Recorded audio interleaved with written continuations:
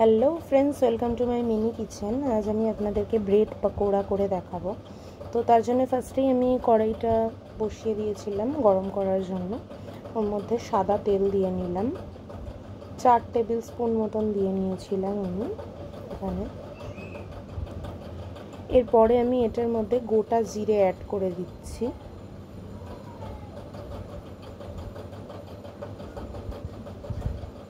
ফোড়নটা ভালোভাবে ভাজা হয়ে যেতে দেবো।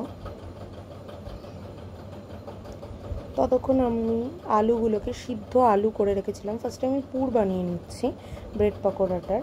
তো আলুগুলোকে ভালোভাবে আমি স্ম্যাশ করে নিচ্ছি। আলুটাকে কিন্তু ভালোভাবে স্ম্যাশ করে নিতে হবে। আর তার সাথে আমি ভালোভাবে ফোড়নটা ভাজা হয়ে গেলে ওটার মধ্যে আমি হলুদ অ্যাড করে দিলাম, তেলের মধ্যেই দিয়ে দিলাম। হলুদটা তেলের মধ্যে দিয়ে দিলে হলুদের গন্ধটা, কাঁচা যে গন্ধটা থাকে সেটা ছাড়ে না। তার সাথে আমি স্বাদ অনুযায়ী নুন, মিষ্টির জন্য চিনি অ্যাড করে দিলাম। তার সাথে কাঁচা লঙ্কা কুচিয়ে নিয়েছিলাম সেটা দিয়ে দিলাম, পেঁয়াজ দিয়ে দিলাম। পেঁয়াজটাকেও ভালোভাবে চপ করে নিয়েছিলাম, ঝিরিঝিরি করে কেটে নিয়েছিলাম। এবার সমস্ত কিছুকে আমি ভালোভাবে ভাজা করে নেব। ভালোভাবে ভাজা হয়ে যাওয়ার পর কেউ চাইলে এটার মধ্যে টমেটো সসও অ্যাড করতে পারে, তো আমি এখানে টমেটো সস অ্যাড করিনি। পেঁয়াজটাকে ভালোভাবে ভাজা করতে দিয়ে দিয়েছিলাম। দিয়ে আমি এখানে সামান্য জল অ্যাড করে দিলাম। দিয়ে ভালোভাবে মশলাটাকে আমি একটু কষিয়ে নেব। একটু টাইম নিয়ে মশলাটাকে ভালোভাবে কষাতে হবে। ভালোভাবে কষানো হয়ে গেলে মশলাটা থেকে তেল ছেড়ে দেওয়া অবধি ওয়েট করতে হবে। তারপরে কিন্তু আমি ওই স্ম্যাশ করা আলুগুলো এখানে দিয়ে দেবো। তো আমি ওপর দিয়ে একটু ভাজা মশলা অ্যাড করে দিলাম। তো এই ভাজা মশলাটা রেসিপি আমার দেওয়া রয়েছে, চাইলে দেখে নিতে পারেন। তার সাথে আমি দিয়ে দিলাম সানরাইজের গোলমরিচের গুঁড়ো।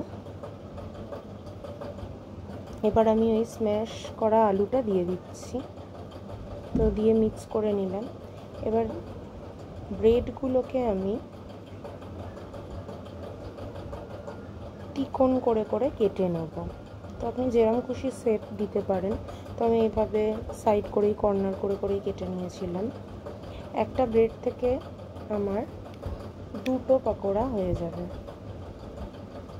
যেহেতু আমি 4 পিস করে করছিলাম, সেজন্য একটা থেকে আমার 2টো করে পকোড়া হয়ে যাবে। যেহেতু ডবল রয়েছে, সেই জন্য দুটো পকোড়া কিন্তু একটা ব্রেড থেকে আমার হয়ে যাবে। তো কেউ যদি চান সাইজে বড়ও রাখতে পারেন, আমি এখানে ছোটো ছোটো করেছিলাম। এবার মাঝখানে দুটো ব্রেডের মাঝখানে আমি ওই আলুর যে পুরটা বানিয়েছিলাম সেটা আমি দিয়ে নিচ্ছি। যে সেম প্রসেসে আমি সব কটায় পুর দিয়ে নেব।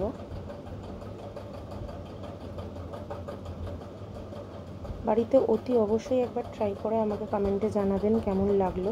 সন্ধেবেলা স্ন্যাক্সে এটা কিন্তু খুবই ভালো একটা খাবার, চায়ের সাথেও দারুণ লাগে।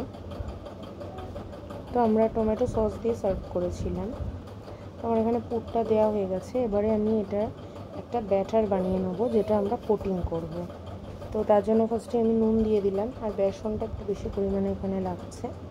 বেসনটা নেওয়া হয়ে গেলে আমি এটার মধ্যে জল অ্যাড করে নেব, দিয়ে একটা মোটা থিকনেসের একটা ব্যাটার বানিয়ে নেব। পুরো যাতে পাতলা না হয় দেখতে হবে। এখানে আমি ব্যাটারটাকে বানিয়ে নিচ্ছি। অ্যাড করে দিলাম গোলমরিচের গুঁড়ো এটার সাথে। তো কড়াইতে তেলটাও গরম করতে বসিয়ে দিয়েছি। এবার ওই পাউরুটির যে পুরটা আগে থেকে দিয়ে নিয়েছিলাম ওটার ব্যাটারির মধ্যে চুবিয়ে নিয়ে আমি তেলের মধ্যে ফ্রাই করে নেব। এটা ডিপ ফ্রাই হবে। তো আমার কড়াইটা যেহেতু ছোটো, আমি তিনটে করে ভেজে নিচ্ছিলাম। খুবই টেস্টি হয়েছিল খেতে। টমেটো সস দিয়ে তো আরও ভালো লাগছিল। চাইলে সাথে স্যালাডও নিয়ে নিতে পারেন। একটা পিঠ আমার হয়ে গেছে, আমি নেক্সট পিঠটাও উল্টে নিচ্ছি। তো ভিডিওটা ভালো লাগলে প্লিজ একটা লাইক, কমেন্ট, শেয়ার করে পাশে থাকবেন। Thanks for watching.